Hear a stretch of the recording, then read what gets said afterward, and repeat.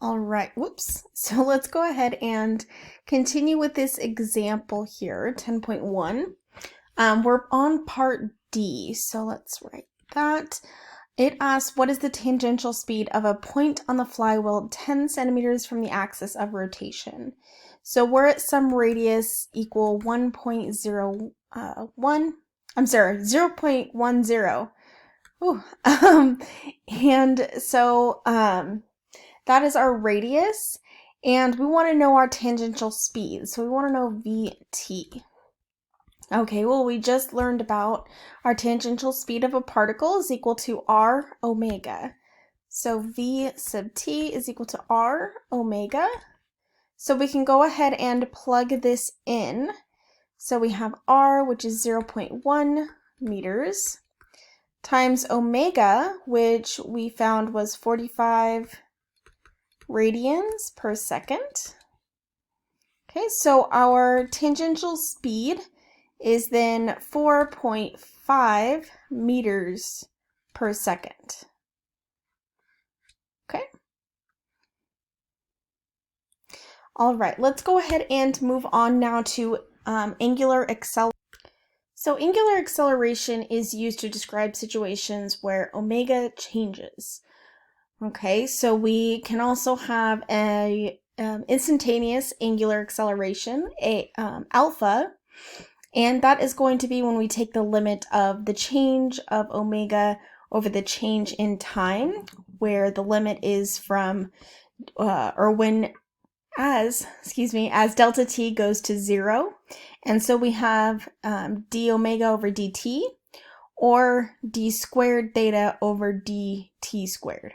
Okay, again, notice the similarity with our motion in XYZ coordinate system, or Cartesian coordinates. Okay, so we can also describe a tangential acceleration vector like here. Okay, and we will have a sub t is equal to r alpha. Okay, so it's very similar to our tangential velocity vector. Okay, so our tangential acceleration vector a bar is equal to alpha cross r, and we'll get to that in a second here. So the first thing I want you to note is when we have a rotation rate that is clockwise here. Okay, we have a rotation here, and we have our rotation rate, or our omega, in our positive z direction. Okay, and if our rotation rate is increasing, I should say that, then our alpha will be positive as well. So rotation rate is counterclockwise and is increasing. That means we have a positive alpha. Okay. On the other hand, we have the same rotation rate counterclockwise, but it is decreasing now. That means we have an alpha in the negative direction. Okay, so let's talk about this a little more, or in a different way. So let's look at our tangential acceleration vector. So again, using our right-hand rule, we have our fingers pointed in the positive z direction.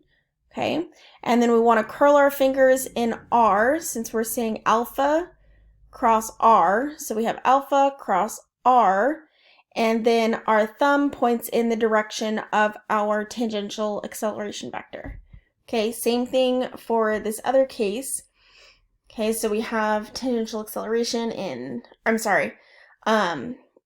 angular acceleration in the negative z direction. So we can point and then curl our fingers towards r, and now a bar is in a different direction, the complete opposite direction. Okay, so let's look at a problem-solving strategy. Okay, first we want to examine the situation to determine that it is rotational motion that is involved. Okay, identify unknowns, sketch the situation. Identify the knowns, so you want to know both your knowns and your unknowns, see what's going on in the situation, and then use the appropriate equations to solve for the unknowns. Okay. Make sure that you do use radians for all your angles. So whenever it says theta, make sure you use radians. Okay. And then check to see if this result is reasonable. Does it make sense? Okay, you'll be using that a lot throughout this course. Okay, so let's go ahead and continue with the next example here, example 10.2. It states a bicycle mechanic mounts a bicycle on the repair stand and starts the rear wheel spinning from rest to a final angular velocity of 250 RPM in 5 seconds. So we have the units RPM, which is rotations per minute. Okay, so we'll need to watch out for our units. So part A says calculate the average angular acceleration in radians per second squared.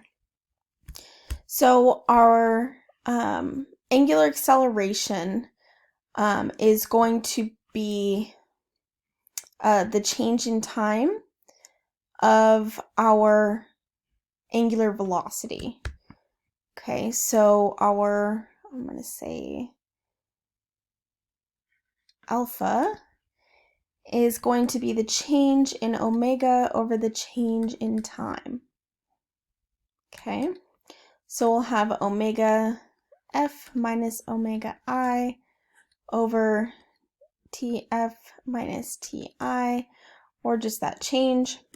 Okay, our final angular velocity was given as 250 RPM, so we'll have to change that. So we've got 250 rotations per minute. Okay, and we want it to be in radians, so we're gonna have to go ahead and say how many radians are in one rotation. So for one whole rotation, that would be around the circle one time. Okay, and so that'll be 2 pi radians. Okay, and we also want it in seconds, not minutes, so it'll be for 1 minute there are 60 seconds. Okay, so let me go ahead and do that real quick. We have 250 times 2 pi and divide that by 60 seconds. So our new angular velocity is 26. Yeah, 26, and this will be in radians per second.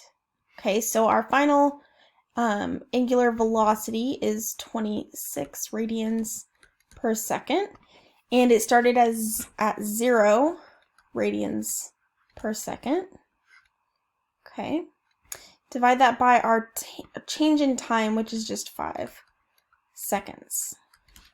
Okay, so now we can take that 26 radians per second, divide that by 5 seconds, and we get 5.2 radians per second squared. So this is our average angular acceleration. Okay.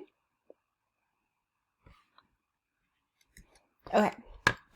Now, if she hits the brake, causing an angular acceleration of negative 87.3 radians per second squared, how long does it take for the wheel to stop?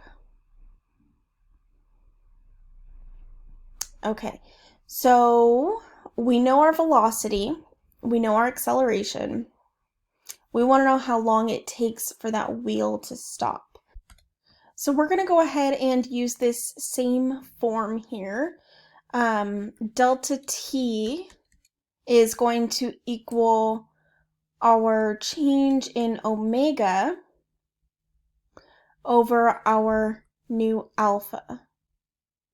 Okay, so our change in omega is going to be from our final to our initial, right? So our final velocity now, since we're asking how long it takes for the wheel to stop, is going to be 0 radians per second. Okay, then our initial will then be that 26 radians per second. Okay, and divide that by our angular acceleration, negative 87.3 radians per second squared. So if we plug that into our calculator, the negatives cross out, which is good because we have a time that we're looking for. So our total time for it to stop is 0.30, and this is in seconds. Okay. All right. So let's go ahead and move on looking at rotation with constant angular acceleration.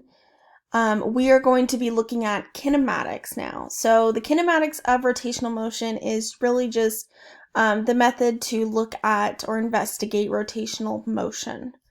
Okay.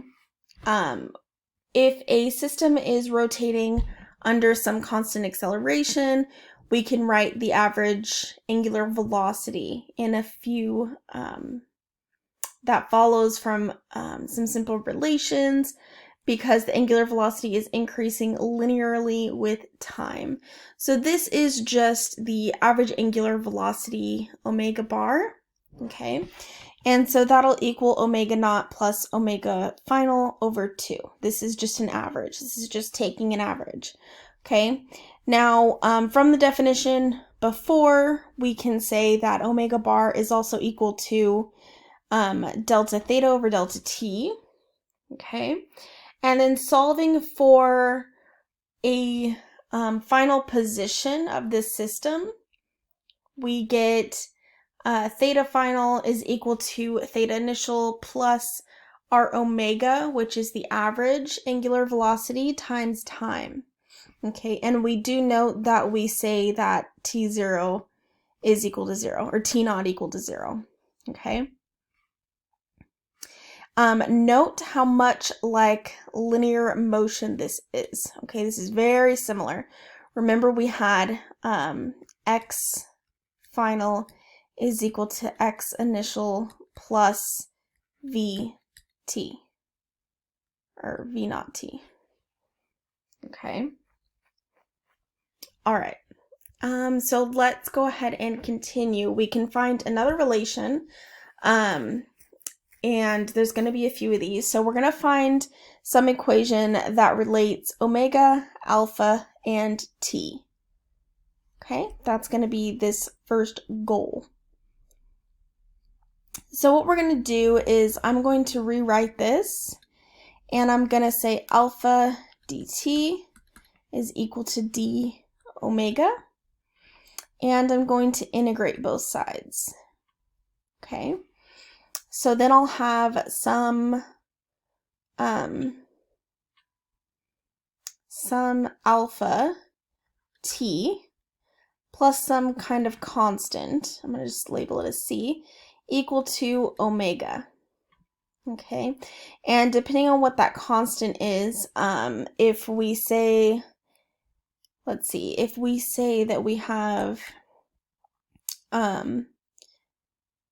omega naught is equal to omega at 0, we can go ahead and solve for that constant. So that constant would be, if we plug in omega 0 equal alpha times 0, and this is of t, right? So this is 0, t equals 0 seconds. Okay, so that would be that plus my constant, or just equal to my constant, and I'll say that that's omega naught. So we would get, whoops, this equation down here, omega f is equal to omega naught plus alpha t. Okay? All right, so that is our second equation, and we will continue solving for these kinematic equations in the next video.